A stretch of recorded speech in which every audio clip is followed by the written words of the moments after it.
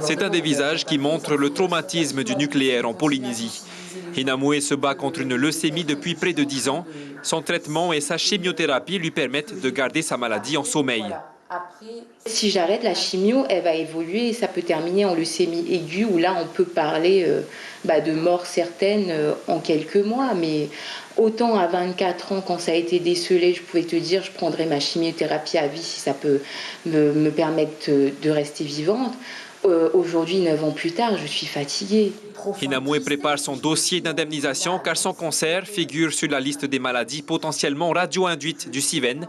Dans son dernier rapport, le comité a accordé en Polynésie 49 demandes d'indemnisation sur 119, un ratio de moins d'1 sur 2 jugé trop bas par les associations, mais dont le CIVEN se félicite.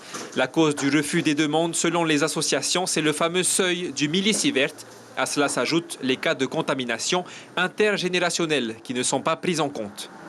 Il faut bien comprendre que la loi doit tenir compte de l'état des connaissances scientifiques. Il est difficile pour le législateur d'anticiper sur des études qui, à ce jour, en tout cas des études qui font autorité, n'existent pas. L'association 193 dresse pourtant un constat opposé. Elle conteste la date butoir de validation des dossiers fixée par la loi Morin à décembre 1998. Il y a énormément de personnes qui sont au-delà de cette date butoir et qui présentent une des 23 maladies radio-induites. Donc c'est en ce sens qu'on n'est pas du tout d'accord avec ce qu'ils disent.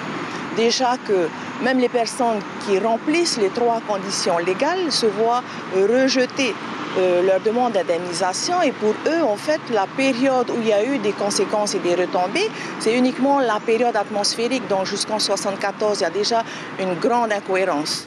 L'association 193 s'est déplacée en juin en Autriche. Là-bas, elle a fait appel à la communauté internationale pour qu'une étude sur les contaminations intergénérationnelles soit menée sous l'égide de l'ONU. L'information en continu sur Polynésie la première, Internet et réseaux sociaux.